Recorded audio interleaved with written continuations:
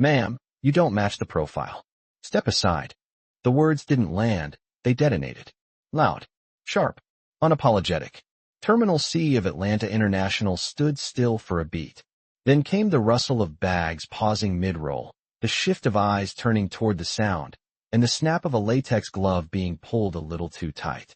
The TSA agent, tall, white, early 40s, with a jaw clenched like he chewed on rules for breakfast, pointed directly at her.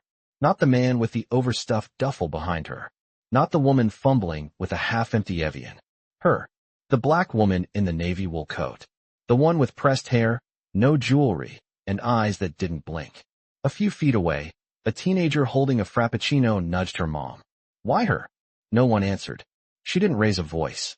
Didn't protest. Just slowly stepped out of the pre-check line like a curtain being drawn back. Calm. Controlled. Intentional. Behind her, someone whispered, damn. Always the quiet ones. But this wasn't about silence. This was about perception, about how certain people can walk through terminals unnoticed while others become suspects the moment they exhale. The TSA agent waved another officer over. Code gold, he said. Code gold, she repeated softly, her voice steady like marble. The agent didn't explain. He didn't need to. The term wasn't policy. It was performance. Across the checkpoint, the energy shifted. Phones were lowered.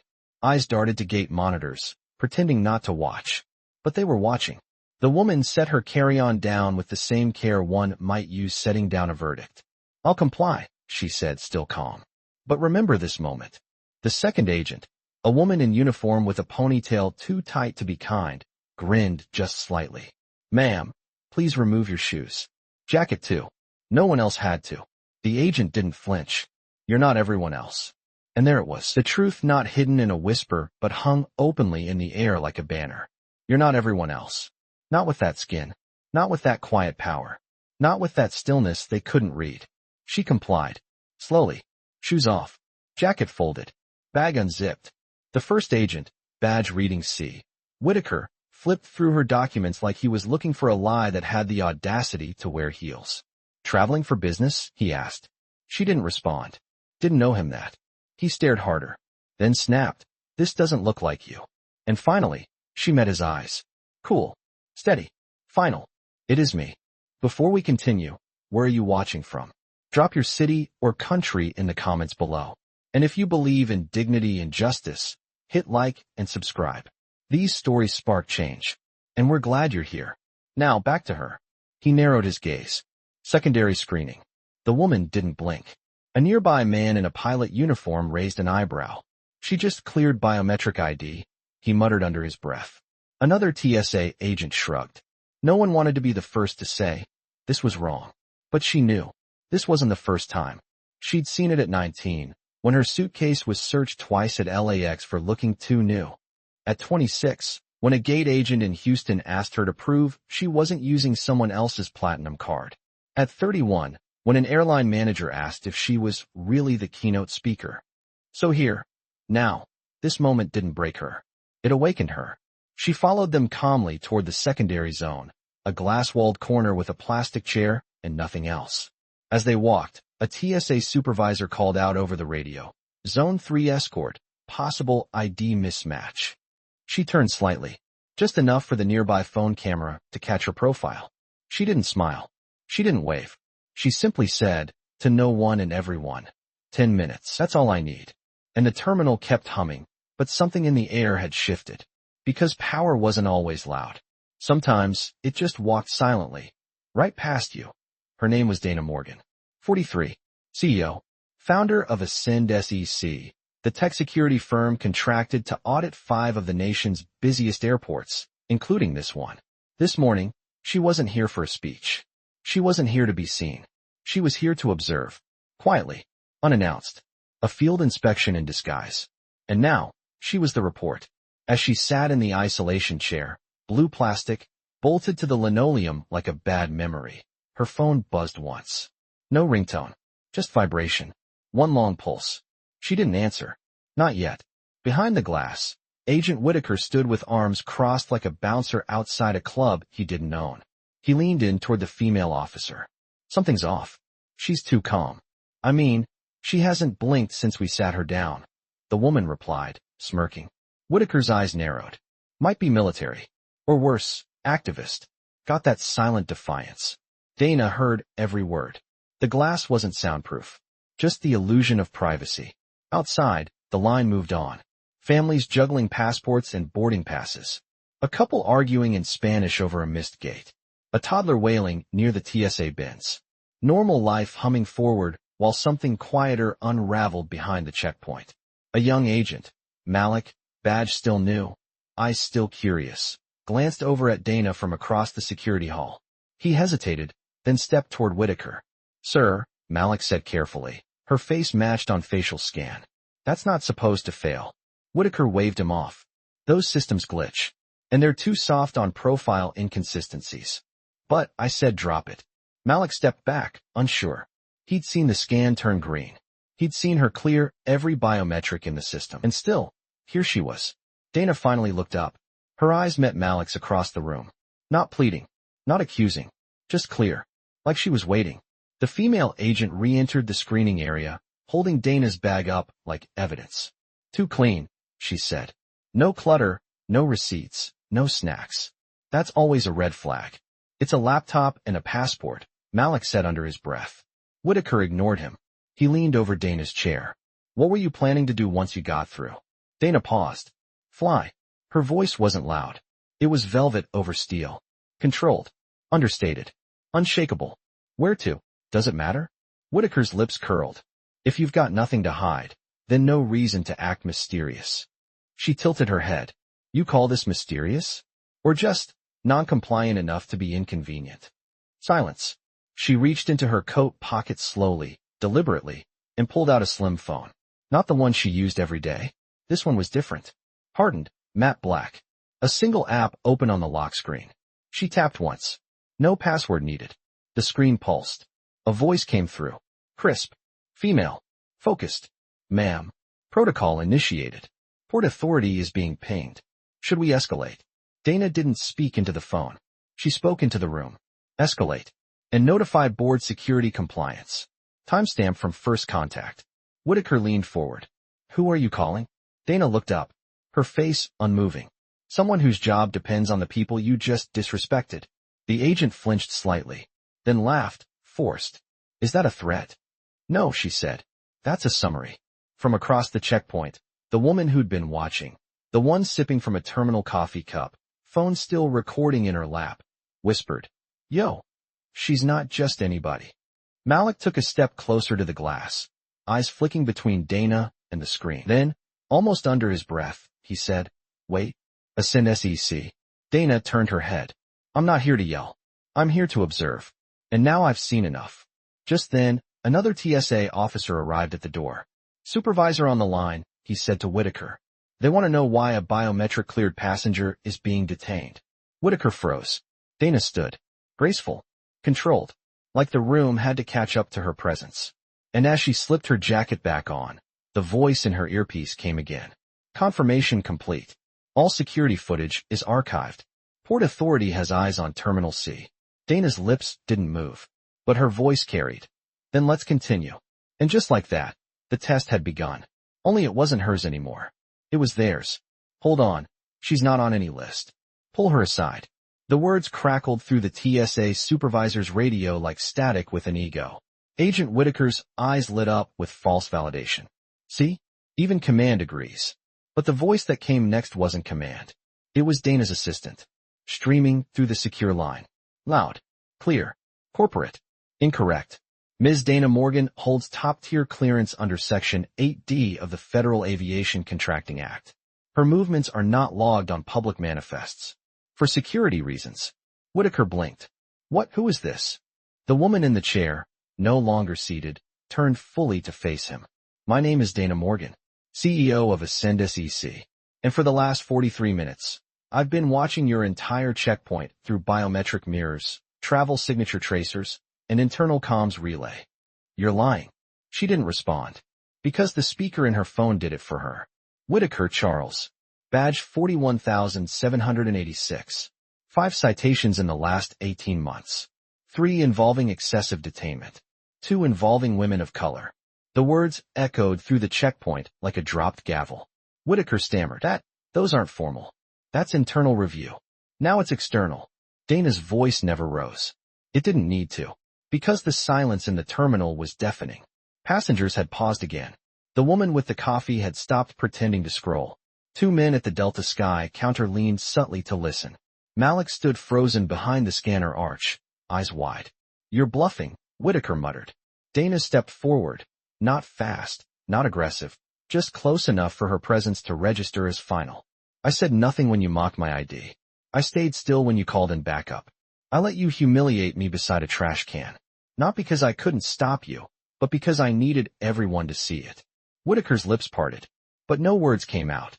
Do you know what happens when your clearance badge gets revoked mid-shift? Dana asked. The question wasn't rhetorical. It was procedural. Whitaker didn't answer. But Malik did, softly. You get logged out of the biometric network. Locked out of terminals. Security escort off the floor. Dana nodded. Good. He's been reading. Her phone buzzed once more. Ms. Morgan, the assistant's voice returned. Port Authority confirms. Your badge request has been actioned. All agents involved are being flagged for review.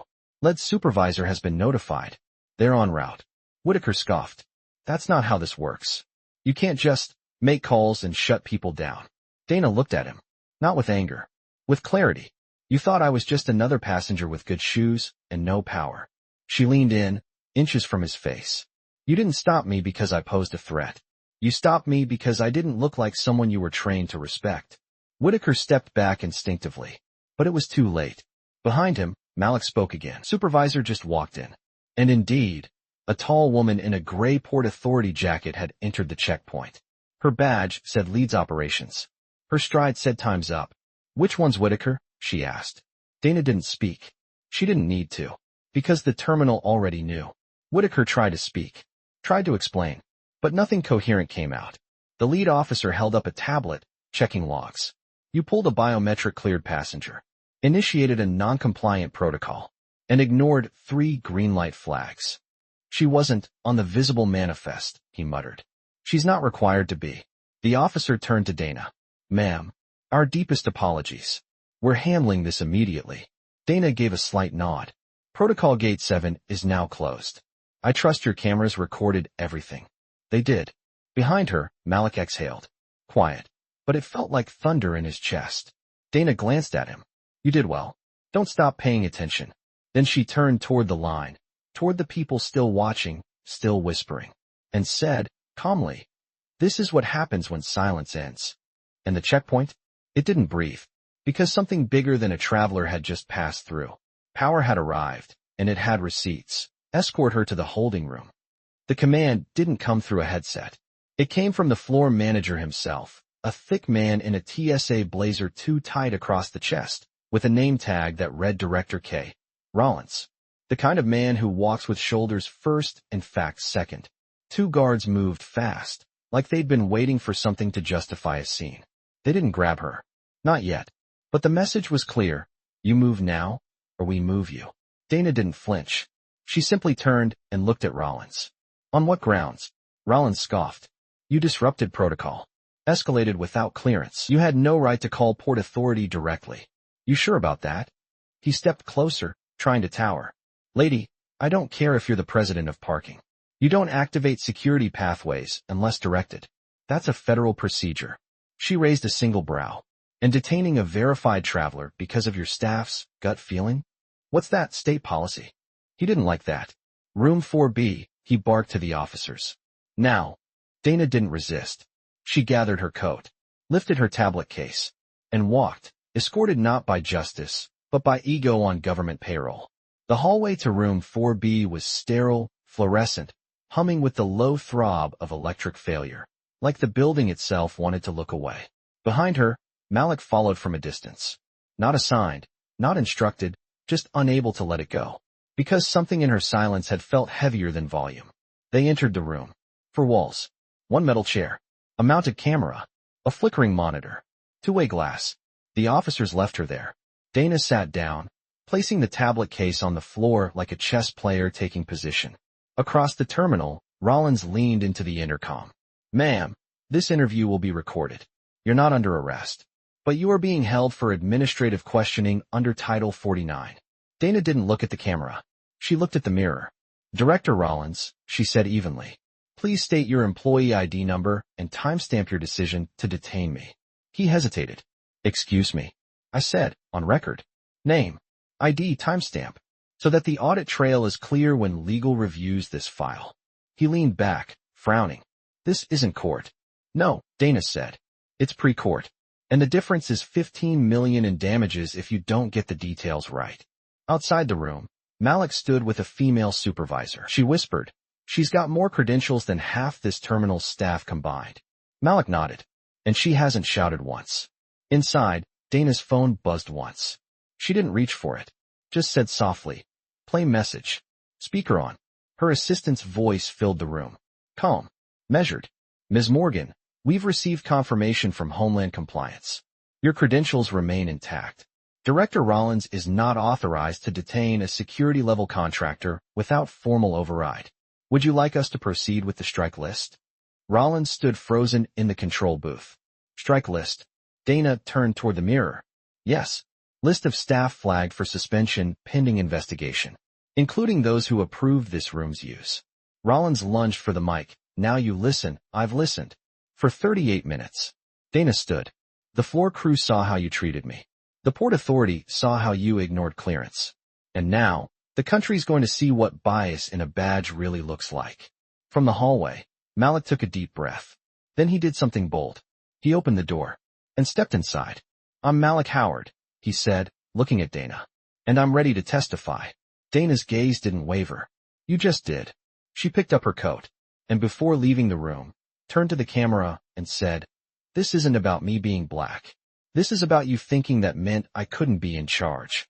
She left, not escorted, just walking out like she never needed permission in the first place. Because power doesn't ask. It arrives. It started with a flicker on the screen. Security footage from Checkpoint C, feed ID hashtag A3-1087, timestamped at 9:14 a.m., now playing on a loop inside the operations command room. Every angle, every word, every glance. Rollins stood behind the monitor, arms folded, sweat blooming beneath his collar. The supervisor next to him kept her arms crossed, lips tight, refusing to look in his direction. She didn't resist. She complied with every instruction, she said flatly. Rollins didn't reply. He didn't need to. The screen was speaking for him. There was Dana Morgan, poised, silent, unmoved, as Agent Whitaker rifled through her bag like it belonged to a suspect. There was the part where the female agent smirked, holding up Dana's hairbrush like contraband. The moment Whitaker whispered, these people always think they can hide behind credentials. The volume had picked up everything.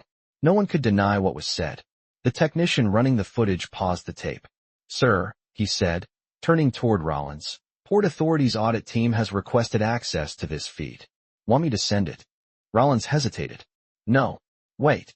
Dana, meanwhile, was already back in the main terminal, walking with a kind of gravity the floor couldn't ignore. Not just because the staff had seen her on the screens, but because the tension was now thick enough to stop rolling luggage. Passengers stepped aside without knowing why, like something was about to break, and no one wanted to be in its path. Malik caught up to her near gate 26. They're watching the feed now, he said. I heard Rollins tell someone to delay sharing it. Dana stopped. Did you record that? I didn't have to. Control room's wired. She gave a small nod. Good. Then this is about to get loud. He hesitated. Ma'am, why didn't you just flash a badge up front? End it before it started. Dana looked at him. You ever had to prove your existence to someone who's already decided you're a mistake? He said nothing. I could have pulled rank, but then they'd say I used power to intimidate. Instead, I gave them rope.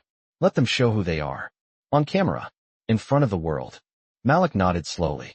He was learning. A few gates away, the Port Authority team was arriving. For members, dark suits, zero hesitation. One of them, a tall black woman with sharp eyes and a tighter braid, walked directly toward Dana. Ms. Morgan, we've reviewed the footage. We're moving to temporary suspension on 4 agents, pending full investigation. Dana nodded. Make sure their access is cut before shift turnover. I want system-level termination, not just PR optics. Yes, ma'am. And Director Rollins? The agent didn't blink. Under ethics inquiry as of 10 minutes ago. Dana's gaze drifted toward the far window. A plane was taking off, sleek, silent, indifferent. Do you know why this matters? She asked quietly. The agent didn't answer. Just waited. Because that woman filming near the checkpoint? She posted it. It's already at 300,000 views. A black woman pulled aside for traveling too clean. That headline will ride for days. She looked back at her. And they'll say it's isolated. An incident. But we both know it isn't. The agent lowered her voice. We've had 17 complaints in the last quarter. Only 3 escalated. Dana's voice sharpened. From this point forward, every bias flag gets reviewed. You're not protecting systems anymore. You're protecting dignity. The Port Authority officer straightened her shoulders. Understood. Dana started to walk away, but paused. Have my assistant compile the footage. Send it to the training board. This becomes part of onboarding for every new hire. If they can't handle it, they can't serve here. She turned back to Malik, still standing a few feet behind. You still want to work in this place? Malik hesitated. Then, only if I help change it. Dana gave the faintest smile. Then stay close. This is the easy part. Because the real work doesn't start when they catch the system slipping. It starts when they're forced to watch it back. Frame by frame. Word by word. And realize the mirror never blinks. Just like she didn't. She's causing a scene. Someone whispered near the Delta Lounge elevator. Only. Dana hadn't spoken in 10 minutes. She wasn't raising her voice. She wasn't arguing. She wasn't even pointing fingers. She was standing. Just standing. Right in front of the TSA info pod, where a new line of travelers began to gather, each one catching pieces of the story from someone else. A security contractor falsely detained, a CEO mistaken for a threat, a system too fragile to admit error. Passengers weren't just noticing anymore. They were aligning. A woman in a cobalt blazer leaned to her husband, whispering, "She's the one from the video." A father with a stroller lowered his coffee. Did they really lock her in a back room? An elderly man with a U.S. Navy cap murmured. She never even raised her voice. The hum of the terminal wasn't idle anymore. It had rhythm. It had tension. And then, a voice cut through it. She's making this worse than it needs to be. It was Agent Natalie Greer, late 30s, sharp jawline, shoulders back like she marched into every room 2 steps ahead of herself. She wasn't there during the initial confrontation. She was the cleanup crew, the optics specialist. She walked directly toward Dana, who remained unmoved. "Ms. Morgan," Greer said, voice just loud enough for nearby ears. "We understand you've had a difficult morning. But lingering in this area is interfering with normal checkpoint operations." Dana didn't flinch. "I'm waiting for your director." Greer's eyes narrowed. "You've already filed your complaint. You've been acknowledged. If you insist on standing here, we'll have to involve enforcement." "Enforcement?" Dana asked, her voice level. "For waiting." "Obstruction," Greer said smoothly. "Of process. Of flow." Dana exhaled slowly. "And if I were white, carrying a violin case instead of a tablet, standing here silently, would I still be obstruction?" Greer blinked. "Don't turn this into a race thing." Dana stepped forward, 1 inch. "That was all.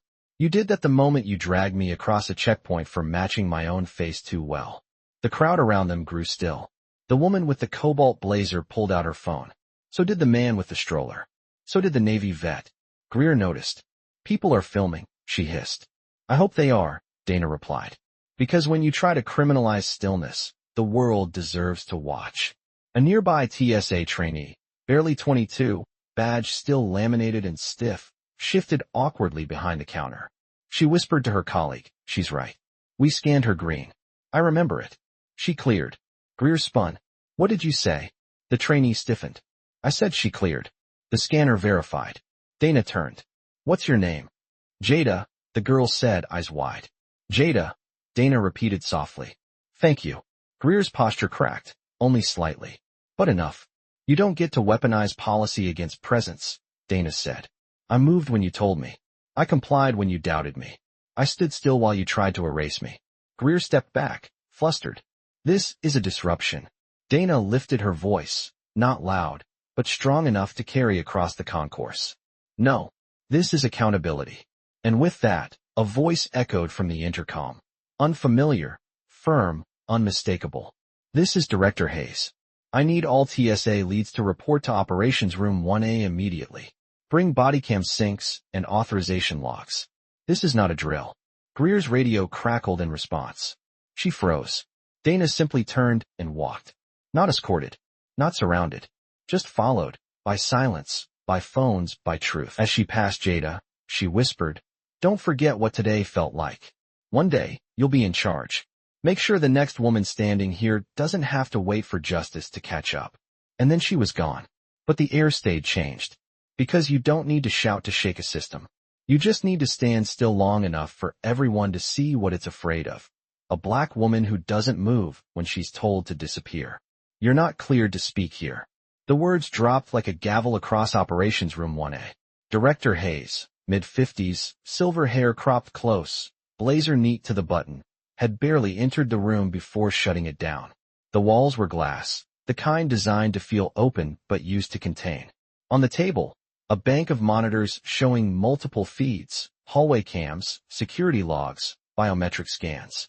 Dana's face appeared in 3 of them, clear as truth. Across from her, Rollins stood red-faced, jaw tight, still wearing the TSA badge that wouldn't last much longer. "I'm the senior security lead on site," he barked.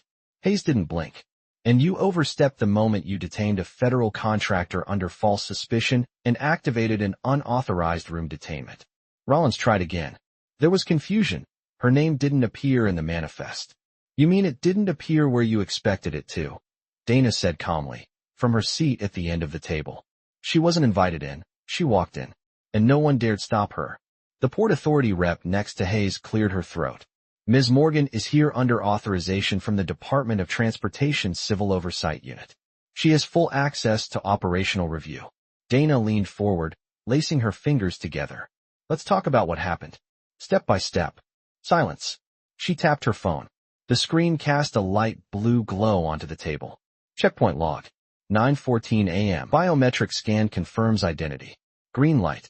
No alert. No secondary flag. Click. 9:16. Agent Whitaker intervenes. No cause. No instruction. Just gut. Click. 9:21. Director Rollins authorizes detainment under noncompliance despite 0 resistance. Click. She looked up. This is the playbook. Seen it before. Probably written somewhere between plausible deniability and qualified immunity. But what you didn't count on was the audit starting before you knew you were in one. Rollins clenched his jaw. "This is theater." Dana tilted her head. "If so, you wrote the script. I just showed up for the truth." Hayes turned to the monitor operator. "Footage ready?" He nodded. "Play it." The room darkened as the screens filled with real-time replay. There was no need for dramatic cuts. The footage spoke with clinical honesty. "Whitaker, you don't match the profile." Rollins, "Escort her out." "Agent Greer, she's making it worse." Dana, silent, poised, never flinching. Then came the moment Rollins stepped toward the camera and muttered, "She's too polished. These people get smart." Hayes paused the footage. The air in the room thinned. Rollins stammered. "That was out of context." Dana stood slowly. "No, that was the context. You made it clear who you thought I was. And more importantly, who you thought I couldn't be." The Port Authority rep pulled out a folder. "We've tallied 4 distinct violations of federal traveler rights. 2 privacy infractions. 1 instance of attempted data manipulation. And a partridge in a pear tree." Dana muttered under her breath. It broke the tension for a moment. Then Hayes spoke. "Effective immediately, all involved agents are suspended pending disciplinary review. Rollins, your access is revoked. Compliance audit begins today." Rollins opened his mouth. Closed it. Opened again. "I didn't think that," Dana said, grabbing her coat, "is the only honest thing you've said all day." She turned to leave, but paused at the door, then said, without looking back, "Next time you try to silence someone in a room like this, make sure they didn't help build the ceiling." And she was gone. Not escorted. Just followed. By reform. By fear. By cameras that never blinked. By the time Dana reached Terminal D, the internal comms thread had exploded. Words like suspension, escalation protocol, and public relations crisis pulsed through devices like tiny alarms, trying and failing to contain the flood. In a secure room 2 floors above the concourse, Carla, Dana's executive systems director, stood before a touchscreen wall covered in digital heat maps, passenger flows, and personnel overlays. She wasn't panicking. She was activating. A call connected. Carla, Dana said, steady. All systems logged. Flag personnel, 7. Surveillance batch packaged. Confirmation needed on phase 2. Dana stopped walking. Passengers streamed past her. Tourists, suits, airport employees on break. All unaware that the calm woman in the navy coat had just turned a federal machine upside down. Activate phase 2, she said. Carla didn't hesitate. Executing. Do you want to notify the contractor board? Already did, Dana replied. They've issued a temporary pull on all TSA clearance at this terminal. Carla's breath hitched, but only slightly. You just shut down federal screening at ATLD? Dana looked toward the nearest checkpoint, where traffic had begun to halt, agents murmuring into radios. No, she said. They did. Because that was the truth. All she'd done was shine a light on it. Copy that, Carla replied. Internal compliance will contact media in 1 hour. No statements yet, Dana said. Let the silence build tension. We don't need noise. We need evidence. And they had all of it. Audio, footage, timestamped calls, logged biometric confirmation. A silent record of everything that unfolded, every misstep, every assumption, every insult delivered in coded tones behind latex gloves and plastic smiles. A TSA communications lead approached from the side, clipboard in hand, eyes wary. Ms. Morgan, she asked. Dana turned. Yes. The woman gulped. We've been instructed to reroute all D-terminal screenings to B. Port Authority is taking over manual clearance for high-tier passengers. We were told you authorized this. Dana nodded. Temporarily. Until the bias audits conclude. A pause. Is it really true? You were in the system the whole time. Dana didn't smile. The system saw me. The people didn't. And that's when the real shift began. Behind her, Malik walked out from the checkpoint. No longer hesitant. His badge hung straight. His stance was firm. They're saying you caused all this, he said quietly. Dana turned to him. No. I just refuse to be erased. He nodded, then looked around. And now they learn. Just then, Carla's voice returned in Dana's earpiece. Phase 2 complete. All flagged profiles have been locked out. HR will meet them at the staff exit. Dana spoke with no triumph in her tone, only precision. Then begin phase 3. Protocol transfer. A silence passed. You sure? Dana's voice dropped, softer now, but colder. Yes. If they thought this was about my ego, they've already lost. It was never about power. She looked out over the terminal, humming with confused passengers and paused agents. It's about precedent. Across the terminal, one of the flagged TSA agents, Agent Greer, attempted to swipe into the secure gate. Her badge flashed red. Twice. Then locked. She banged the panel. Security cameras caught everything. The image fed back into Carla's screen. Logged. Indexed. Another call buzzed Dana's phone. It was Director Hayes. Ms. Morgan. Port Authority has signed off on temporary oversight replacement. You'll receive access credentials in 5 minutes. Dana nodded. I already have them. And with that, she walked. No entourage, no escort, just that same steady stride, toward the terminal's glass exit. The floor wasn't shaking, but the people were. And they would remember this day not as the moment a woman got revenge, but the day a system failed in public, and the woman it failed refused to flinch. Because escalation doesn't always start with shouting. Sometimes, it starts with a locked badge, and ends with a closed terminal. The phrase moved faster than policy. She owns the audit. Not she's leading it, not she's consulting, but owns. Like a verdict written in permanent ink.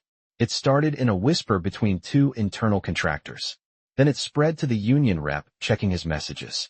Then to a journalist sipping coffee outside Terminal D, whose phone had just lit up with 6 missed calls and 1 headline. Breaking. TSA operations at ATL under emergency audit. Insider reveals Black CO. Behind it inside the administrative wing, Director Hayes stood before a room of rattled regional heads. No projector. No preamble. Just a simple statement. Dana Morgan has activated oversight on this facility. She's pulling badge records, communication logs, and procedural anomalies for the last 90 days. A hand shot up. Does she even have that jurisdiction? Hayes didn't flinch. She helped write that jurisdiction. No one spoke after that. Meanwhile, on the 12th floor of a nearby hotel overlooking the tarmac, Dana stood by the window, watching planes land. Each one carrying lives, stories, skin tones, assumptions. Each one about to be screened by people who, until today, thought power only came in a badge. Her assistant, Carla, sat on the couch behind her, tablet open. Media timeline? Dana asked. Carla glanced at the screen. CNN and Reuters are on it. Hashtags already trending. Hashtag cleared not respected hit 100K shares in 2 hours. Dana turned, eyes calm. What's the internal memo looking like? Staff shaken, Carla said. Greer's attempting a complaint reversal. Whitaker's vanished. Rollins is trying to lawyer up. Let him. She picked up her phone. Open the memo drafted earlier. Read it once more. To all ATLD staff effective immediately, operations will proceed under direct audit until compliance is verified. Any team member found complicit in discriminatory conduct will be suspended without pay. This is not retribution. This is responsibility. Dana Morgan, executive lead, Federal Security Audit. Carla looked up. Are you sure about this tone? You could soften it. Dana shook her head. No. Softness is what they mistook for permission. Just then, another call came through. Port Authority again. She answered. Yes. The voice was brisk. Ms. Morgan. Just wanted to confirm. Is it true you've requested temporary reassignment of staffing for checkpoint operations? Yes. Starting with Jada. The trainee. Dana smiled, faint but sure. She saw the truth. That's the only credential that matters today. Copy that. She hung up. Carla tilted her head. You're putting a trainee at the front desk? Dana nodded. For 1 hour. Under mentorship. She needs to learn early what real leadership looks like. And the rest need to learn what it looks like when someone sees. There was a knock on the door. Malik entered, nervous, but changed. No longer wide-eyed. Just sharp, clear. I've been reassigned, he said. To assist the audit. Dana motioned to the chair. Sit. He did. I'm not here to punish anyone, she began. But I am here to make sure the next black woman who walks into that terminal doesn't have to prove her existence through restraint. Malik nodded slowly. I didn't stop them. But you did speak up, Dana said. When it counted. He looked down. Is that enough? It is today? Tomorrow? You lead.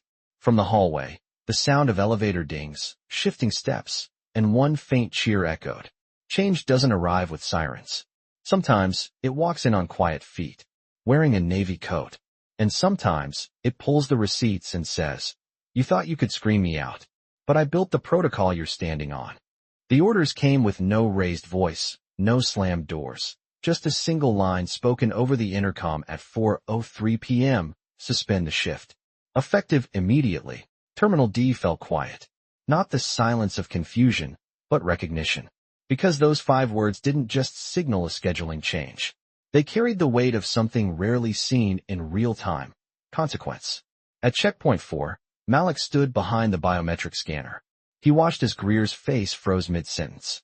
She'd just been trying to bark at Jada, the trainee now seated calmly in the front desk chair, when her badge light turned red. Again. Then her earpiece clicked. All agents flagged in Section 12B, please report to Terminal Control. Do not engage passengers. Do not resume duties. Greer looked at Malik. Did she just shut us down? Malik didn't answer. He didn't have to. Behind them, travelers began whispering. Someone asked if it was a drill. Someone else whispered. That's her, the woman from the video. Phones rose. Eyes sharpened. From the lounge above, Dana stepped into the open gallery space overlooking the checkpoint floor. Not with drama. Just presence. She wore the same navy coat. Same press slacks. But now everyone knew. Not because she'd changed, because they'd finally caught up. Behind her stood Director Hayes and 2 members of the Civil Oversight Board. The lead auditor, a Latino woman with a steel-case tablet, nodded to Dana. Staff locks confirmed. Internal log compliance active. We're ready. Dana stepped to the edge of the railing and spoke. No microphone. No need. To the passengers below, I apologize for the delay. What you're witnessing is not a failure of security, but the start of accountability. Murmurs. She continued. Earlier today, I was detained without cause, screened without precedent, and escorted without explanation. Now, full silence. The individuals responsible have been removed from active duty, and a full bias audit is underway. But this isn't about a bad moment. It's about a broken culture. Someone clapped. Then another. Soon, applause spread across the checkpoint like a rolling wave. Not explosive, but steady. Like justice being affirmed. Dana raised a hand gently. They quieted. This terminal doesn't just screen bags. It screens people. The question is, what do we see when we look? She turned slightly, not to the passengers, but to the TSA staff still standing behind counters. Those who hadn't spoken, who hadn't stopped it, who hadn't known what to do. This is your moment, Dana said. To step forward. To choose visibility over silence. From the front of the line, Jada stood. I'm in. Malik followed. Me too. A third agent, someone Dana didn't know, stepped out. I'd like to be reassigned. To the audit team. Dana nodded. This was how it started. Not with firings, but with awakenings. Not with vengeance, but with vision. Hayes leaned in. You sure you want to keep them? Could have cleaned house completely. Dana looked down at the floor below, still, waiting, listening. Power isn't erasure, she said. It's expectation. They've seen the standard now. Some will rise. Some won't. But at least now they know. From the crowd, someone called out, What's your name? Dana paused. Let the question sit. Then answered, Dana Morgan. Founder of Ascend SEC. Daughter of educators. Graduate of Morehouse's sister college. And the reason you'll never forget what justice looks like in a Navy code. The terminal didn't erupt. It absorbed. Because this wasn't a victory lap. It was a line drawn. And she had drawn it with a straight face, a steady voice, and the full authority of someone who didn't need to raise her voice to make the world listen. Sometimes, change doesn't come with sirens. It comes when the right person finally says, suspend the shift. Effective immediately. We thought she was just another passenger. The words came from a TSA shift manager, off record, on camera, voice low. Not defensive, just stunned. She didn't yell. She didn't demand. She just stood there. The interviewer, a field reporter from a national news outlet, didn't need to say anything. The silence was doing all the work. Behind them, the footage played again on the studio screen. Dana Morgan, calm, surrounded, composed, stepping out of line, complying with absurdity, then reclaiming the entire stage. Social media had already turned her into a symbol, not because she chased the spotlight, because the spotlight had no choice but to follow her. On a split screen, another clip ran, Greer arguing into her now inactive headset, badge blinking red. A second later, a new caption scrolled across the bottom. Systemic profiling flagged at ATL. Audit led by Black CO, sparks nationwide review. Inside the terminal's admin floor, Dana sat at a round table with federal observers. No formal suit. No PR makeup. Just the same Navy coat. Across from her sat a senior policy advisor from the Department of Homeland Security. He looked worn, like someone who knew this moment would come, but had hoped it'd arrive later, or quieter. We've begun reviewing your audit requests, he said. I'll admit, you've uncovered patterns we didn't expect. Dana folded her hands. You didn't look. He paused. You know this is going to cause waves. Then let them break, she replied. Maybe it's time some of these institutions felt what it's like to tread water. He exhaled. It's going to make people uncomfortable. Comfort, she said, is what let this fester. He nodded. Slowly. Respectfully. Across the table, Carla read through the updated rollout draft for TSA training, bias protocols, checkpoint de-escalation, internal bias tracker integration, and at the top of it all, developed in partnership with Ascend SEC. Dana's company. Her vision. Now federally embedded. Later that evening, back in her hotel suite, Dana stood barefoot on the balcony, sipping tea, watching the Atlanta skyline blink against the dark. The door opened behind her. Malik entered, holding a folder. Your flight to D.C. is confirmed. They want you in front of the transportation subcommittee. Dana nodded. Good. Time they heard from someone who doesn't need a microphone to be audible. He hesitated.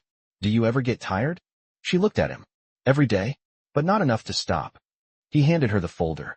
Inside were letters, dozens, handwritten and printed. From passengers, students, even a former TSA officer. One said, You stood without shouting.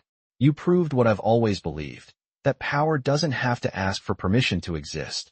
Another simply read, Thank you for standing where so many of us couldn't. Dana read quietly, then closed the folder. I'm not special, she said. I was just seen. Malik smiled. No, you made them see. A beat. He turned to leave, then paused at the door. They're saying you changed the game. She shook her head. No, she said. I reminded them it wasn't theirs to begin with. Because for too long, airports, security rooms, and checkpoints had become arenas where assumptions replaced policy, where quiet dignity was mistaken for weakness. But not today.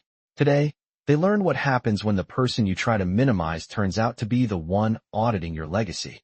Not a protester, not a celebrity, just a black woman with access. And now, access rewrites everything. 2 weeks later, the plaque was bolted into the marble wall of Terminal D's security wing. No ribbon, no press release, just 4 lines etched in brushed steel. Dana Morgan, founder, Ascend SEC Federal Oversight Architect, 2025, dignity is not optional. Travelers passed by it daily, some pausing, others rushing, but none unaware.